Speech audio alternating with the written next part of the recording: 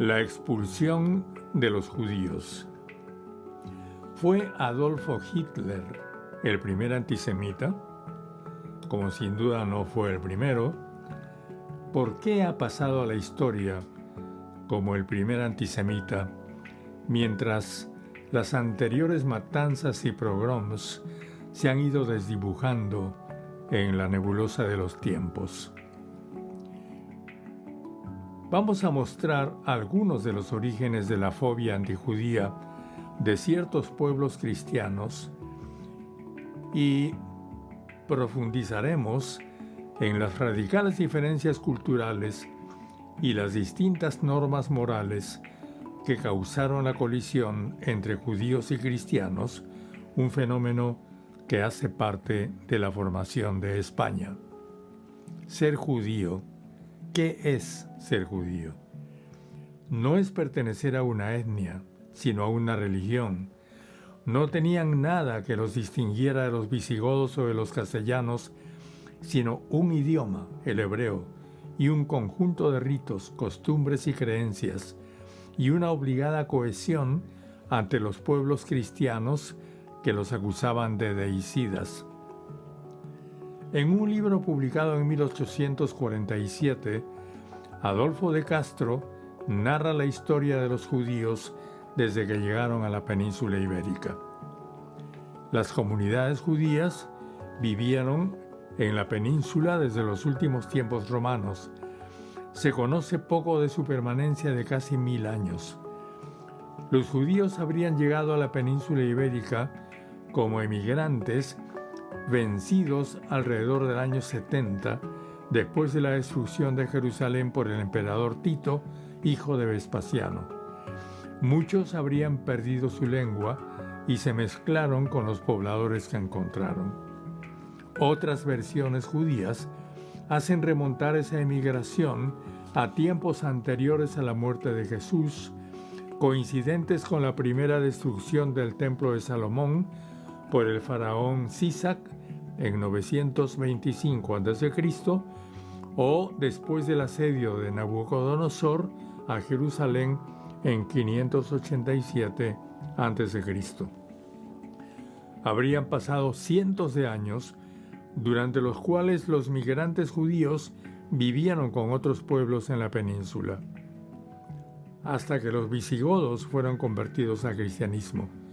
En el año 303, el primer concilio celebrado en Hispania, que tuvo lugar en Granada, conocido como de Elvira o el Iberiano o el Iberatano, por haberse celebrado en Liberri, un barrio de la entonces floreciente ciudad, prohibió a los cristianos la comunicación y tratos con los judíos al comprobar que trataban de ganar gente para la ley de Moisés. El fuero juzgo de los visigodos no los tomó en cuenta para el repartimiento de tierras entre visigodos y romanos. Los judíos no participaron en las disputas por tierras y poder entre los visigodos, pero fueron convirtiéndose poco a poco en una comunidad rica e importante.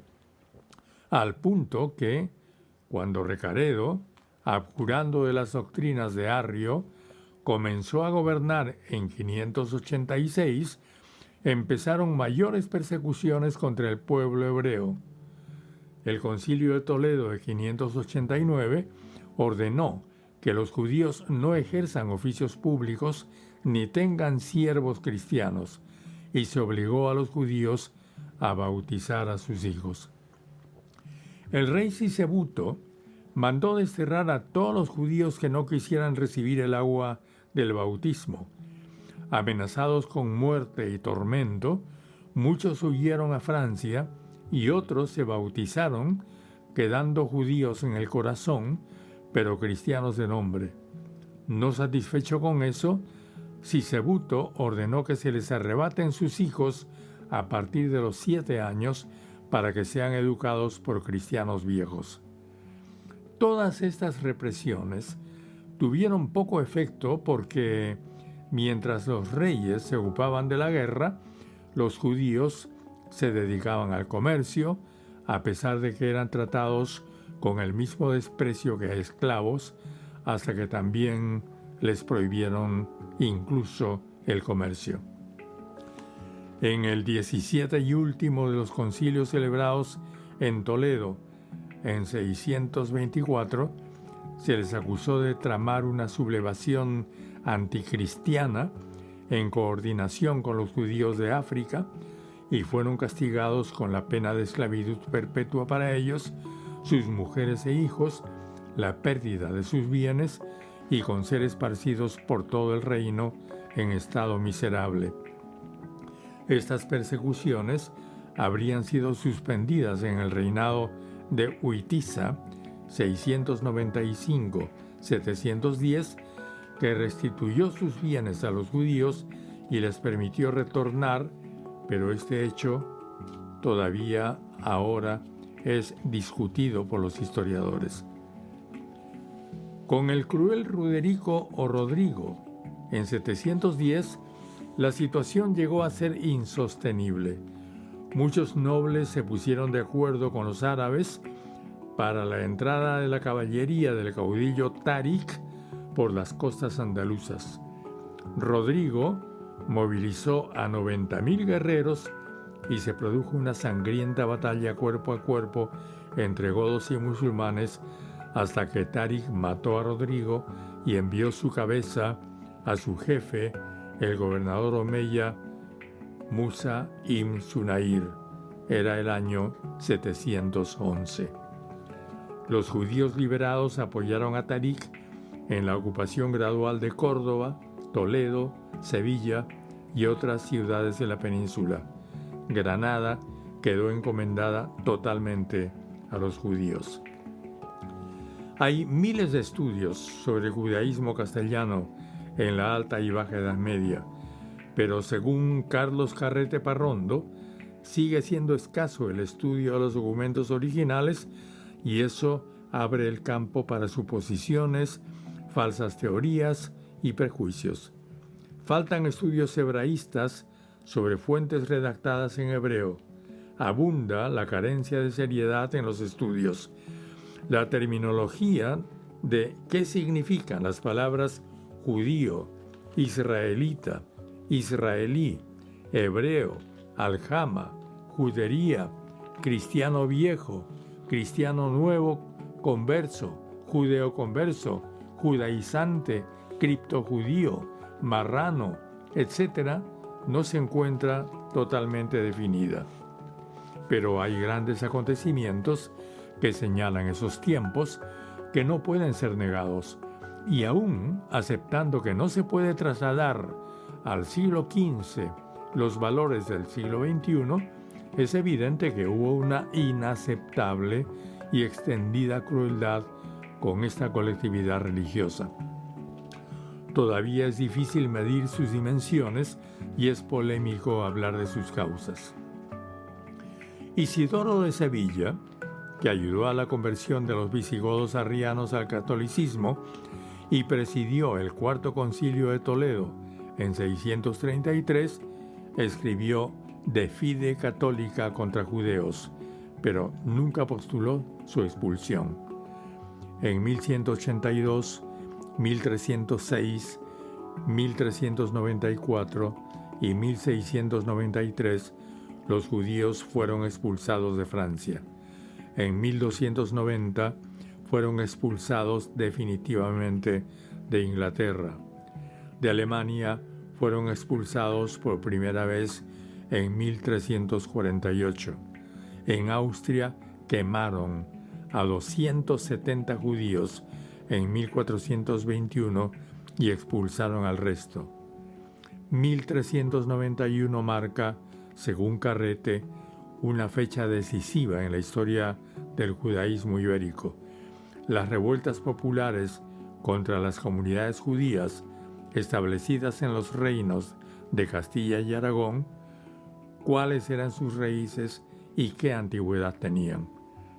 Según el historiador Elías Barrocas, el fenómeno de la conversión empieza cuando un fraile de Sevilla, llamado Fernán Martínez, empieza una prédica contra los judíos. El hecho es que había creencias y mitos populares bastante antiguos de raíz religiosa.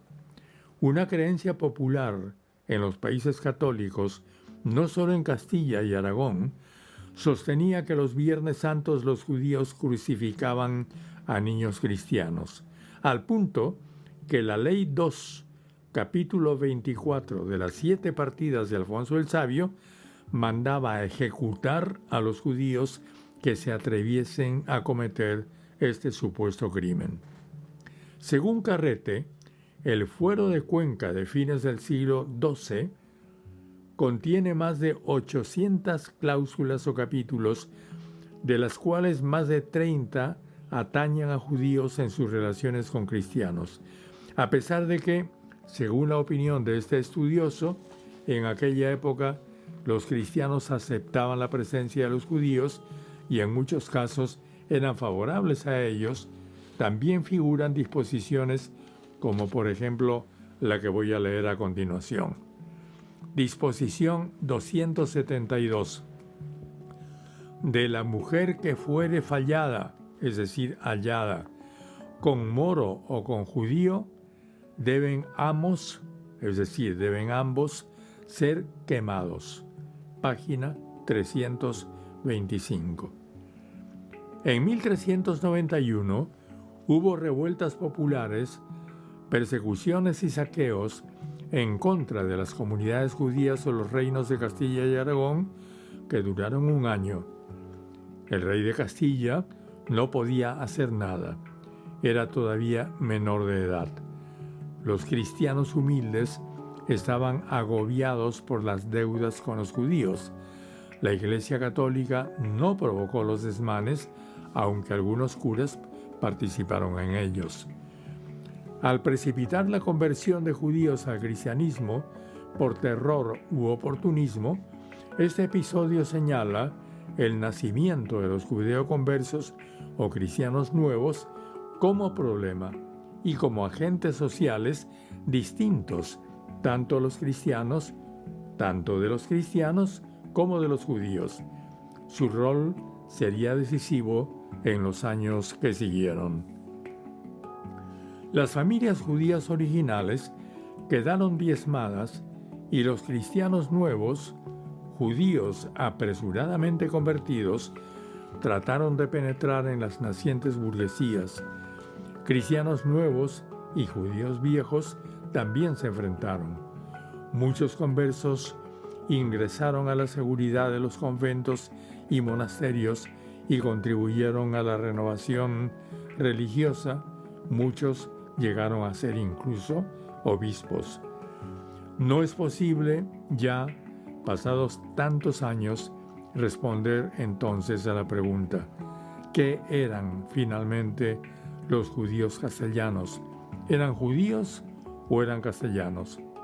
Todos, judíos, musulmanes y cristianos, eran castellanos, tal como fueron peninsulares a través de siglos.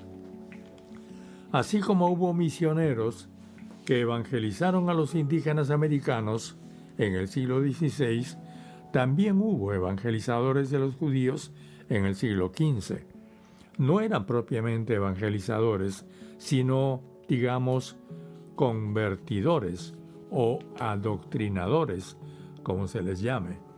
Las órdenes mendicantes se encargaron de convencer y convertir a los judíos, según Joseph Pérez. Se trataba a los judíos de forzarlos a asistir a sermones en sus sinagogas, o se propiciaba debates entre conversos y rabinos. Los conversos predicaban feroces sermones que describían al judío como un ser abyecto y miserable, personificación de toda clase de vicios y maldades, y se fueron construyendo los estereotipos del cristiano fanático y el judío usurero y despreciable, Torquemada, el feroz inquisidor, y Shylock, el de la libra de carne. Uno de los predicadores fue el dominico valenciano Fray Vicente Ferrer, alrededor de 1420. Logró que muchas sinagogas se conviertan en conventos. había una diferencia desde el punto de vista cristiano. Mientras los indios de América no eran culpables de no ser cristianos porque no habían conocido a Jesús, los judíos de España eran descendientes de un pueblo que lo crucificó. Había entonces una enorme diferencia. La ola de conversión se habría incrementado a partir de la fundación de la Inquisición. Mientras algunos curas convertían a los judíos en cristianos, los inquisidores vigilaban a los judíos conversos y a los católicos. Los inquisidores recibieron miles de denuncias e incoaron otros tantos millares de procesos. Carrete destaca que las penas más graves fueron pocas comparadas con el total y que muchas veces decretaron penas simbólicas aunque degradantes. También advierte que no se ha precisado ni el número, ni siquiera el número de los exilados.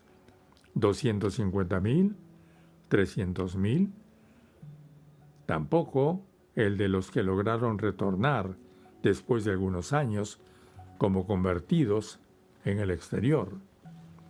Siguiendo a Carrete, uno puede concluir en algo más grave.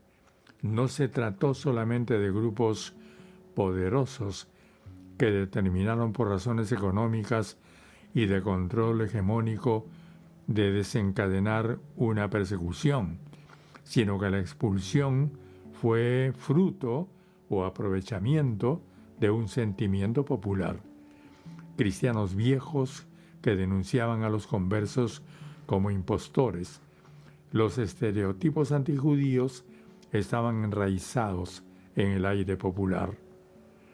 Los neófitos toledanos se sublevaron contra las imposiciones de los cristianos viejos en 1449. Se dijo entonces que el niño Santo Dominguito del Vial habría sido crucificado en Zaragoza en el siglo XIII. El niño de Sepúlveda en 1468. 16 judíos fueron ejecutados y muchos otros fueron asesinados en el asalto a la aljama de Sepúlveda ese año.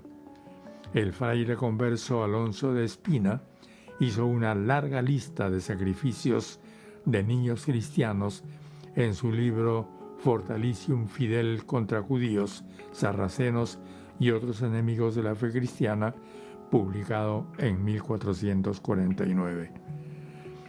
Por el asesinato del Santo Niño de la Guardia, en 1491, atribuido sin pruebas a los judíos, se culpó a 6 conversos y 2 judíos que fueron quemados vivos.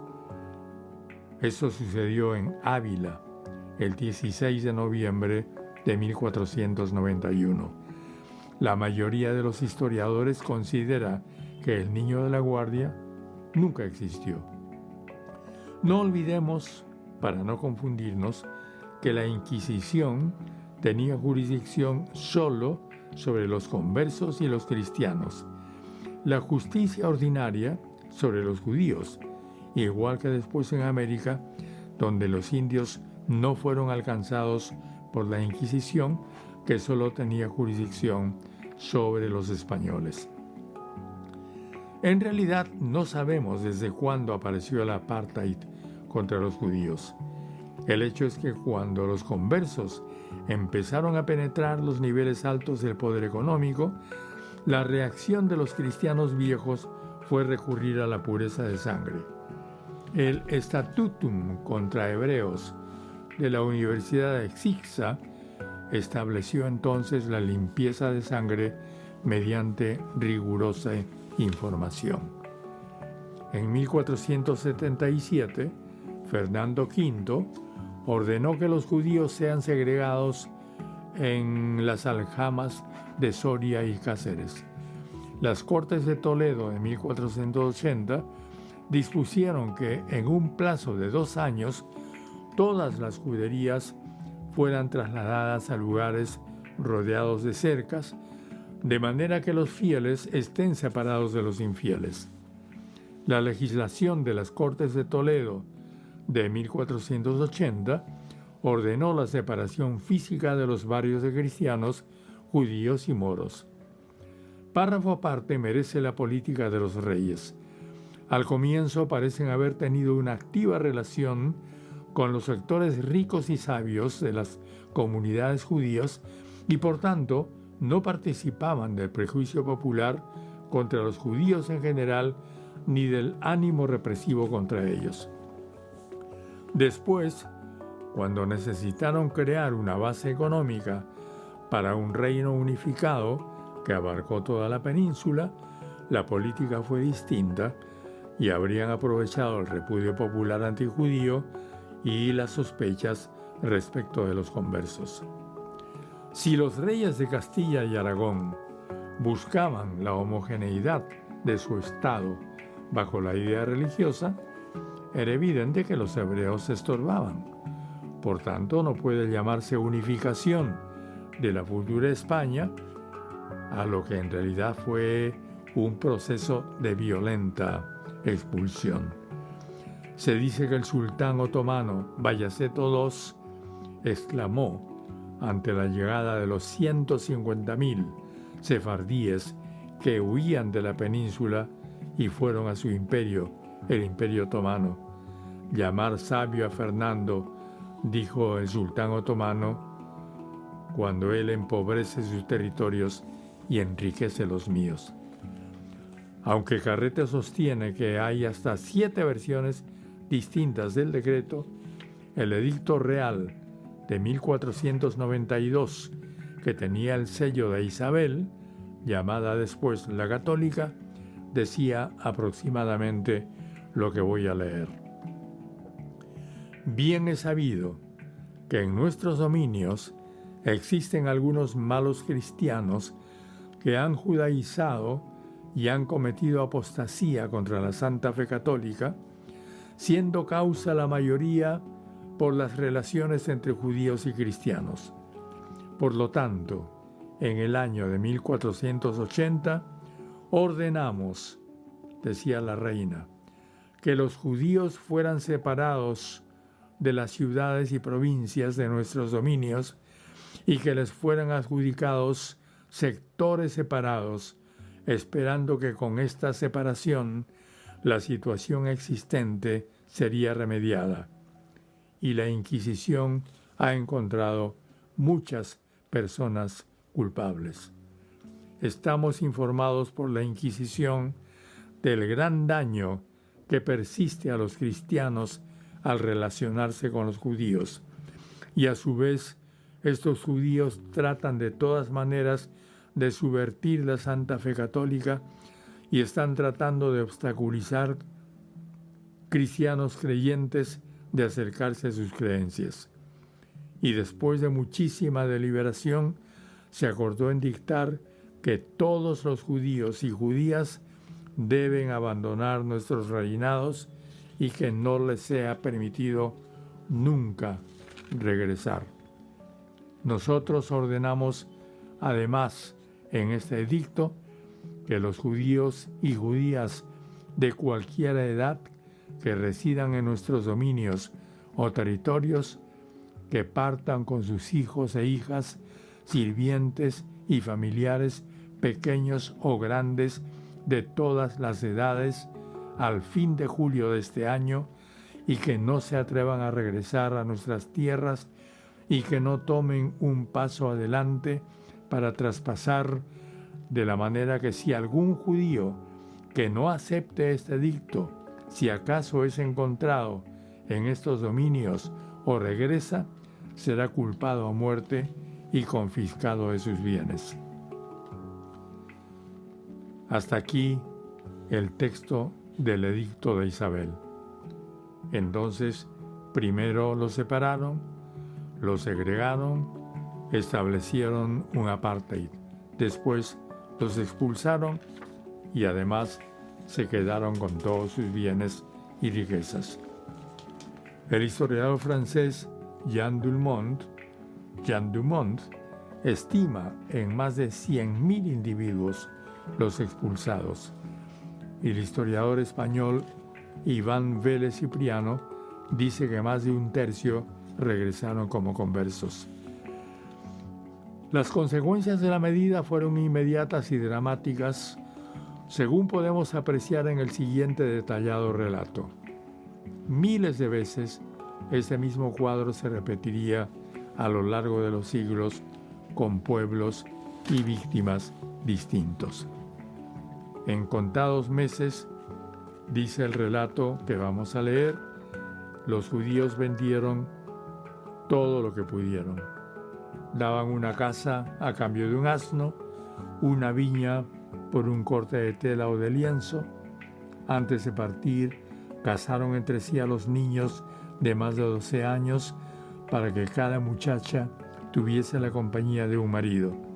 Después, confiando en las vanas esperanzas de su ceguera, se pusieron en camino, abandonando las tierras de sus nacimientos, chicos y grandes, viejos y niños, a pie y a caballeros, en asnos y otras bestias, y en carretas, y continuaron sus viajes, cada uno a los puertos que debían ir, e iban por los caminos y campos, por donde iban con muchos trabajos y fortunas, unos cayendo, otros levantando, otros muriendo, otros naciendo, otros enfermando, que no había cristiano que no hubiese dolor de ellos, y siempre por donde iban los convidaban al bautismo, y algunos con la desventura se convertían y quedaban, pero muy pocos, y los rabíes los iban esforzando y hacían cantar a las mujeres y mancebos y tañer panderos para alegrar a la gente, y así salieron de Castilla. Hasta aquí este relato. La Inquisición, los reyes, nobles y cristianos, todos se beneficiaron de esta expulsión. Se quedaron con los bienes de los judíos o pagaron por ellos ínfimos precios, y las deudas que los cristianos tenían con ellos fueron anuladas. A lo largo de más de un centenar de publicaciones, Carlos Carrete divulgó documentos recopilados por él sobre las juderías del siglo XV. 40 de estos trabajos fueron publicados por el Museo Judío David Melut de Béjar en 2018. Las publicaciones de Carrete muestran una extensa red de más de 500 juderías y aljamas que vivían dentro de 12 obispados y arzobispados y pagaban alrededor de 50 millones de maravedíes a los reyes de Castilla cada año, contribuciones forzosas señaladas por un juez mayor y repartidor de servicios que era judío.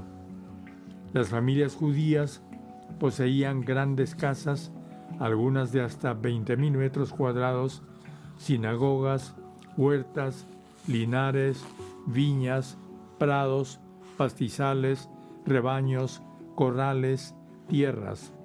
Los judíos eran físicos, es decir, médicos, cirujanos, boticarios, sastres, recaudadores, arrendadores, tejedores, ejercían múltiples oficios. Eran también sabios, astrónomos, historiadores, eruditos, matemáticos, cabalistas, el más famoso de ellos, Maimónides. Pero no eran independientes ni autónomos, eran regalados o vendidos y convertidos en súbditos contribuyentes según el capricho de los dueños del país. Por ejemplo, como cita Carrete, el 17 de junio de 1366, Enrique II, desde Sevilla, hacía merced a Pedro González de Mendoza de casas y heredades en la villa de Guadalajara, y el 1 de enero de 1368, desde Burgos, don Enrique, en privilegio rodado, otorgaba en donación pura y no revocable, por juro de heredad, al citado González de Mendoza, mayordomo mayor del infante don Juan, para él y sus descendientes, las villas de Buitrago e Ita, con todos sus términos y fortalezas. Y aquí transcribimos también el edicto, que dice: e con todos los vasallos cristianos y judíos y moros, e hombres y mujeres de cualquier edad, e estado de condición que sean, e agora son, e serán de aquí en adelante, e con todas las rentas, e pechos, e derechos, así almojafirazgos, portazgos, aduanas, como servicios de fonzado e fonzadera, a pedido e con la cabeza del pecho de los judíos, e escribanías e yantares, con fornos e con molinos, e otros cualesquiera pechos e tributos foreros, e non foreros, e con la justicia civil, e criminal, e mixta, e mero, e mixto imperio. Este ha sido un párrafo en castellano antiguo. Muchos convertidos no fueron expulsados, pero hubo muchos problemas en la relación entre cristianos viejos y nuevos. Los nuevos trataban de ocultar su origen, los viejos no confiaban en ellos. Antes de la expulsión, ya había judíos conversos de uno y otro sexo, pero se limitaba su capacidad de participar plenamente en la sociedad por ser cristianos y cristianas nuevas. No eran admitidos como testigos en juicios y eran vigilados por la Inquisición o por sus vecinos cristianos, que los acusaban de judaizantes cuando tenían disputas con ellos. Eran gente vulnerable, a pesar de su riqueza y altas posiciones. Siempre fueron gente vulnerable. Muchos no dejaron de soñar en un retorno a Jerusalén o en la llegada de un Mesías que los salvase. En la toma de Constantinopla por los turcos en 1453, creyeron ver la señal definitiva que les indicaba dirigirse a Constantinopla, en donde se anunciaba el Mesías. Hombres y mujeres fueron juzgados, acusados de judaizantes por mantener sus ritos, y fueron sometidos a tormento, vueltas a los cordeles, escalera, carrillo de agua, o condenados a una gran variedad de penas diversas por simulación o blasfemia. Las penas consistían en abjurar públicamente de su herejía, en caminar en la calle descalzos con vela y bonete, vestir San Benito por un tiempo, que podía ser toda su vida, ser estrangulados, recibir latigazos, ser quemados en la hoguera. Si morían en la tortura antes de la aplicación de la pena, se realizaba la quema de sus huesos. Si fugaban, se quemaba su efigie.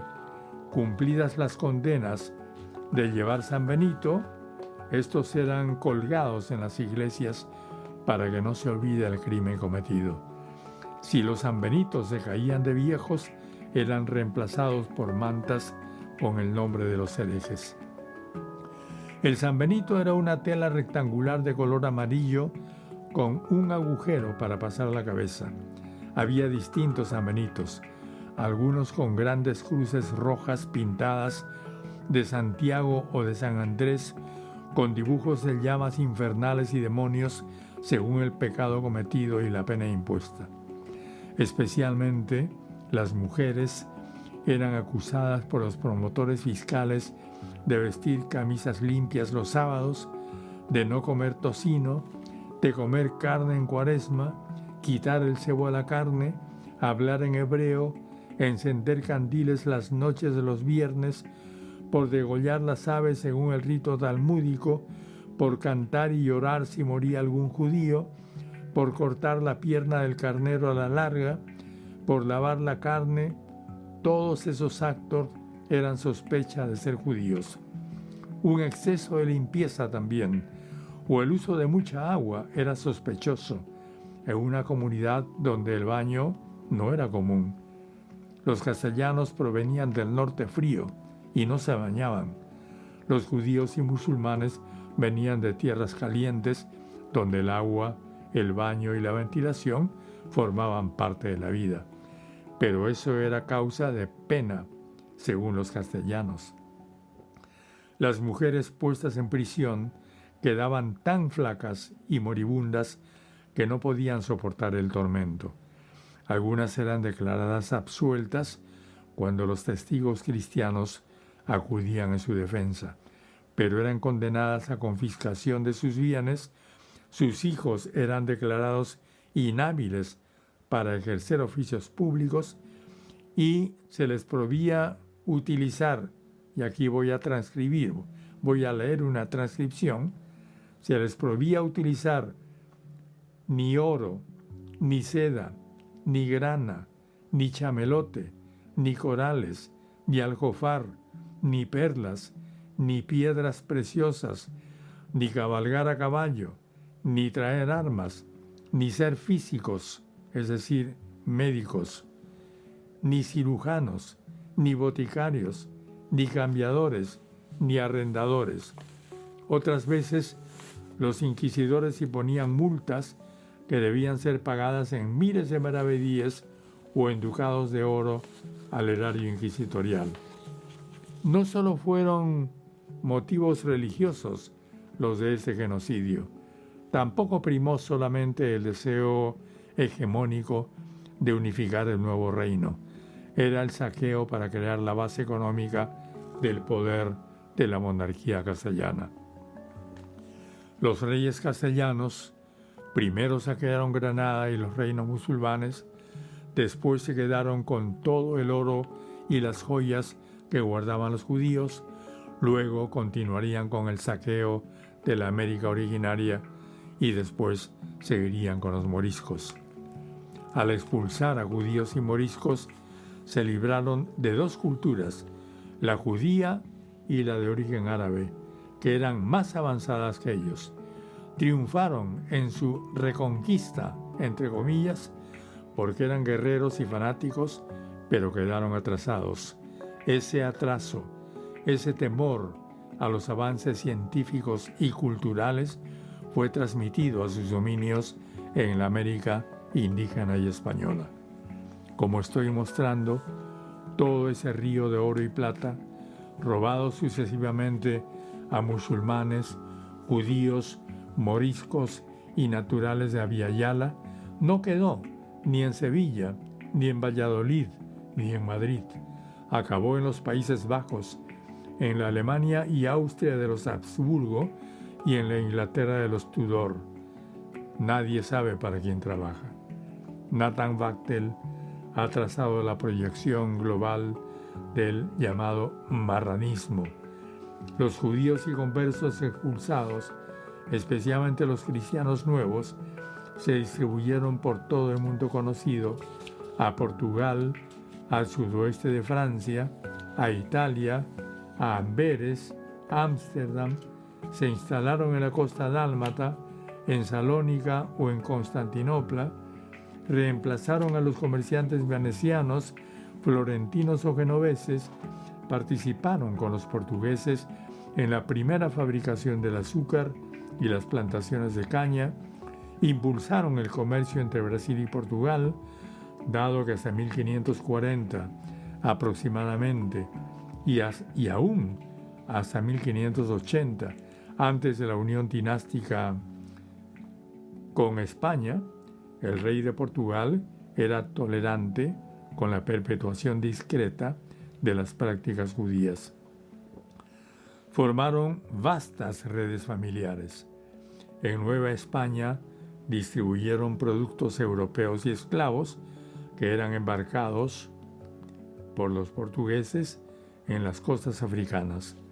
Según Wachtel, a fines del siglo XVI y en la primera mitad del siglo XVII, ya el tráfico de esclavos estaba prácticamente controlado por las redes de la diáspora marrana, es decir, por los judíos que habían sido expulsados.